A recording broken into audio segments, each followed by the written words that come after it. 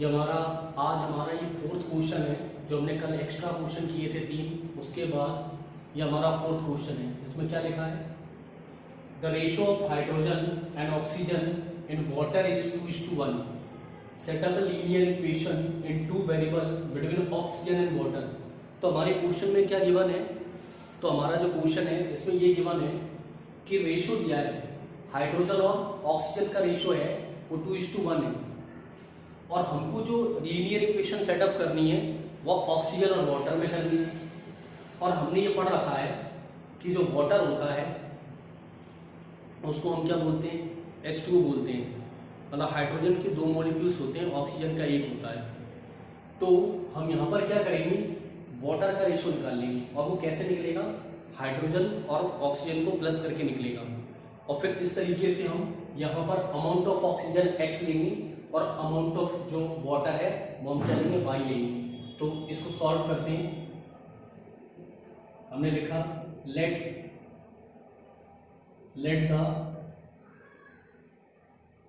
Late the amount of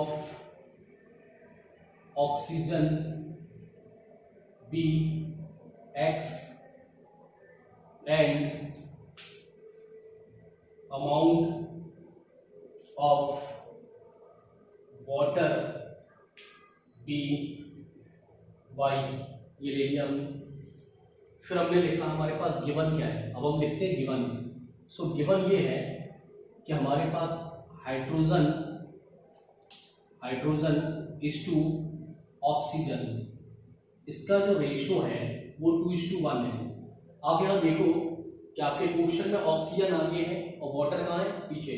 तो थोड़ा हम इसको चेंज करते हैं, और इसको जब चेंज करेंगे तो ऑक्सीजन आगे कर दिया और हाइड्रोजन को पीछे कर दिया, और ये हो जाएगा 1:2। अब नेक्स्ट क्या है हमारे पास? हम लिखेंगे, इसी में लिखेंगे ये इम्प्लाइज करके लिख रहा है, ये दर्शाएगा कि ऑक्सीजन आगे है तो ये ऐसे ही लिखा रहा। और यहाँ पर क्या आ गया? यहाँ पे हमने लिखा वाटर, यहाँ पे क्या लिखा? वाटर। अब ऑक्सीजन का आप रेशियो देखो, ऑक्सीजन का 1 रेशियो है, जबकि जो वाटर बनेगा वो इन दोनों का प्लस होगा। तो हमने लिखा 1+2, और 1+2 किया तो फिर ये क्या बन गया? 1+2 से ये बन जाएगा 1:3। मतलब 1+2 कितना हो गया? 3 हो गया, तो 1:3 हो गया। ऑक्सीजन क्या लिया था आपने? x लिया था, तो यहाँ पर रख दें। वाटर क्या लिया था? y। अब आपको दिख रहा होगा x/y = 1:3। ये इशू है, हमने इसको अपॉन में लिखा x/y, इसको लिखा 1/3। क्रॉस मल्टीप्लाई कर देंगे हम। So by cross multiplication we get 3x = y and 3x - y = 0, and this is our required linear equation in 1 variable. ये हमारा क्वेश्चन नंबर 4 का सॉल्यूशन था। ये हमारा क्वेश्चन नंबर 5 है, एक्स्ट्रा है ये क्वेश्चन। इसमें लिखा है a lending library has a fixed charge for the first 3 days and additional charge for each day. Thereafter Roshni paid 35 rupees for the book for a book kept for 7 days. Write a linear equation which satisfies this data. अब इसमें क्या दिया गया है? इस question में क्या है? इस पर यह दिया गया है कि एक लाइब्रेरी है और वो एक चार्ज ले रही है किताब को रखने का। किताब को रखने का चार्ज ये है कि उसने शुरू में फिक्स चार्ज कर रखा है, और वो फिक्स चार्ज कितने दिन का है? एक जैसा चार्ज लगेगा, 3 दिनों का लगेगा। और अगर 3 दिन से ज्यादा होते हैं तो प्रत्येक दिन पे आपको इसका एडिशनल चार्ज देना होगा। और इसमें जो रोशनी है वो टोटल 35 रुपीज पेड कर रही है, और बुक को कितने दिन तक रख रही है? 7 दिन तक रख रही है, 7 डेज। ठीक है, तो अगर आप इसमें देखेंगे 7 डेज तक उसने रखा है, इसका मतलब इस 7 दिनों में 3 दिन जो है वो एडिशनल है, सॉरी जो 3 दिन है वो फिक्स्ड है, और अगर 7 में से 3 माइनस कर दे तो जो 4 डेज है वो हमारे पास एडिशनल है। तो हम लिखेंगे यहाँ पे सॉल्यूशन है ये हमारा। हमने लिखा let the fixed charge be ₹X and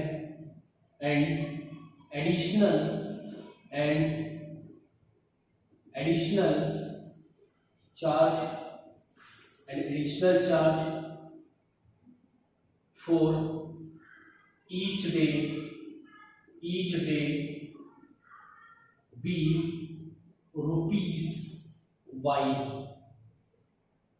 ₹Y हो गया ये।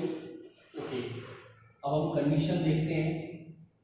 हमारी एटी की कंडीशन क्या है कि हमारे पास फिक्स चार्ज 3 दिनों का है, तो वो हमारा फिक्स चार्ज कितना है, x है।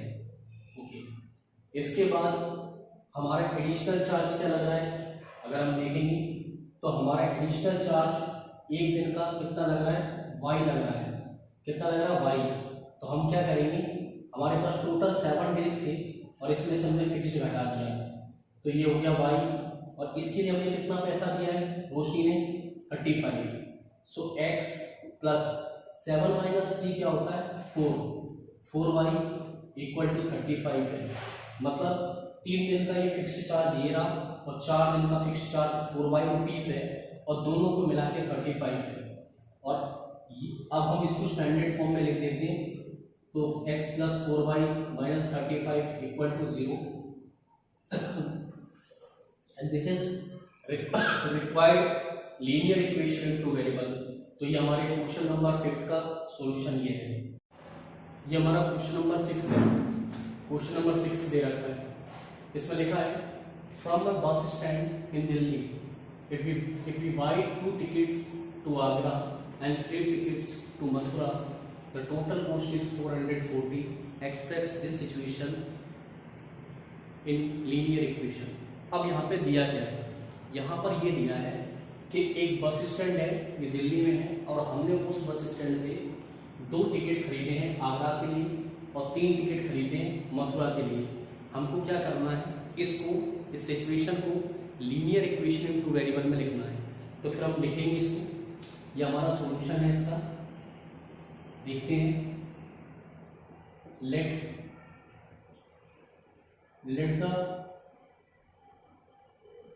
द फेयर मतलब यहाँ पे किराया है, let the fare of bus ticket from Delhi to Agra be ₹X। तो हमने क्या माना कि एक टिकट की जो कीमत है बस के किराए की, जो बस का किराया है, इसका एक टिकट दिल्ली से आगरा का कितना है, ₹X है। And from